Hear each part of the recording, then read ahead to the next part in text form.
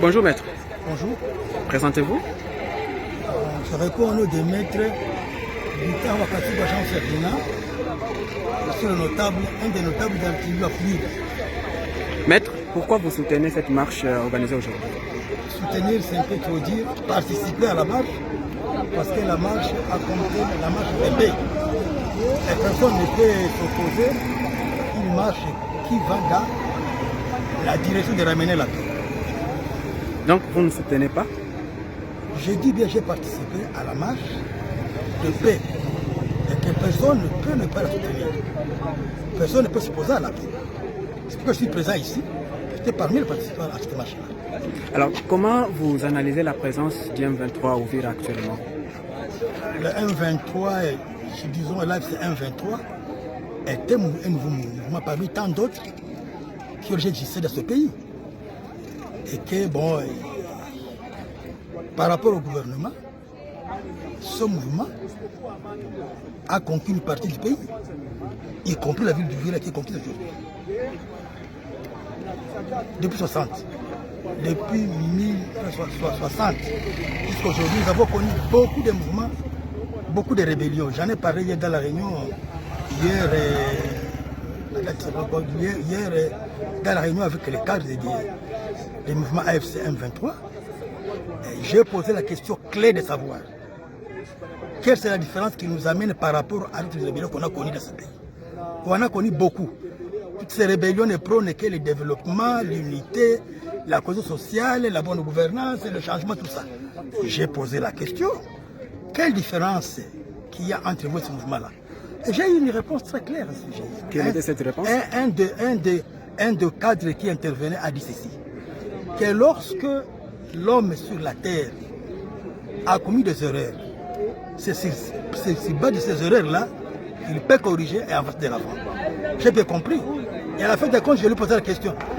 Quelles sont les assurances que vous nous donnez comme FC23? Il m'a dit, nous allons nous appliquer à la volonté du peuple. C'est ça notre différence. Et qu'à la fin, il a dit, carrément, je me rappelle de son intervention, il a dit ceci, que c'est la dernière rébellion.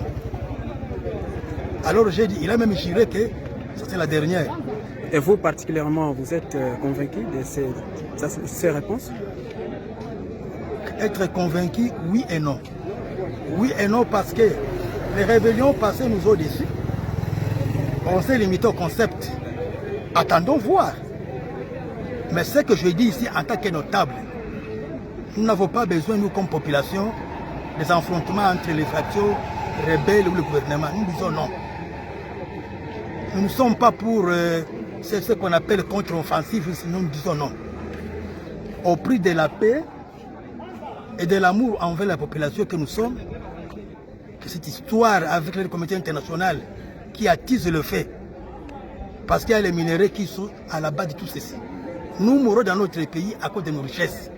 Chaque fois au niveau du gouvernement, il y a des bons et des mauvais. Au niveau des rebelles, il y a des bons et des mauvais. Et que toute rébellion n'est pas tellement négative. Il y a aussi une rébellion qui peut ramener un changement. Mais l'essentiel est que nous puissions le vivre. Notre souhait comme population, c'est la paix et la sécurité. Et que cette histoire se limite par un dialogue, que ce soit au niveau international ou national, ça se limite par là, pour que nous ayons une paix durable dans ce pays. Moins d'une semaine depuis leur présence ici, les États-Unis exigent leur retrait. Quel est votre point de vue? Je n'ai même pas de preuves là-dessus. Parce qu'avec les réseaux sociaux, on peut tout écrire, on peut tout raconter, on peut tout mettre pour distraire ici. Je m'en fous de ces réseaux sociaux. Je m'en fous de... Moi, je parle comme notable de ma famille ici. Et moi, je vous dis, nous voulons la paix et rien que la paix. Ce soir, des retraits, combien on en a fait? Les textes, de l'autre côté, on les signe le lundi, le mardi, on avance. On le signe le mercredi, d'autres reculent, le jeudi. On ne comprend plus, ils se connaissent entre eux-mêmes. Tout tourne autour des gens du Congo. Et tous ces gens, les belligérants se retrouvent. Nous sommes dans la marche et dans des réunions pour trouver les gains par-ci par-là. Ça ne nous concerne pas. Que ce soit, si c'est vrai qu'ils vont se retirer, si l'AFC M23 se retire, c'est-à-dire qu'ils vont se retirer à partir de là où ils ont quitté. C'est où? C'est Camagnola, n'est-ce pas? Nous avons besoin de la paix. La petite différence que je remarquais moi ici, ça peut être une différence stratégique, mais on l'a vu aujourd'hui, et que 2 ou 3 jours, sans crépitement de balles. Les gens dans les quartiers se demandent, mais est-ce que ce sont des militaires, on ne les voit pas? Et chacun se promène, il rentre dans la maison un peu tôt. On est là, on vit. Sinon, si le crépitement allait continuer, on allait perdre les gens comme de mon âge.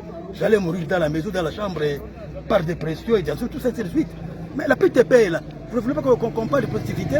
Chaque mouvement a son point négatif et ses points positifs, y compris le gouvernement. Bref, dans le gouvernement, il y a des diables et des petits, pas petits saints, il y a des bons et des mauvais. Dans AFC M23, il y a aussi des bons et des mauvais. Partout où vous irez, vous trouverez des bons et des mauvais. Nous sommes du côté des bons. Qu'ils soient mauvais de ces côtés-là, nous ne sommes pas d'accord avec eux. Merci, maître. Ah, je vous remercie. Et mon dernier monsieur est celui-ci. Je remonte au niveau spirituel. Que ce soit au niveau de la communauté internationale, que ce soit au niveau de la communauté africaine, que ce soit au niveau des États-Unis. Je commence par le président, c'est qui? C'est Trump. Que ce soit au niveau du gouvernement ou de toutes les rébellions, y compris celles que nous voyons ici aujourd'hui, il y a une parole qui dit ceci. On ne se moque pas de Dieu. Ce que l'homme sème, il le récolte. Et il va le récolter au centuple. À partir de là, jusqu'à aujourd'hui, chacun va le récolter de sa manière. Donc il faut poser de bons actes pour un voisin, sans tenir compte de sa couleur ou de sa tribu, de sa communauté. Poser les bons actes envers le voisin, qui qu'il soit, ces actes-là vous un jour pour un danger quelconque. Quant aux dirigeants du monde et de ces pays, je le répète encore, je vais les récolter. Et je vous donne un cas ici. Ça ne sera pas un peu trop tard, c'est dans peu de temps. Dans peu de temps ici, le cycle va se boucler. Même Trump était aux États-Unis. Il peut se retrouver un jour à l'aéroport. Il y a l'avion, il n'y a pas de pilote. Il y a des pilotes, il n'y a pas de carburant. Et tous vont retrouver l'Afrique. À l'Afrique, ça brûle. Et donc, l'esprit humain a échoué sur la terre. D'autres créatures ont secrété la volonté du Seigneur. Il faut respecter son problème. Deux commandements, aimez Dieu, aimez votre voisin. Et vous aurez la paix. Merci. Merci.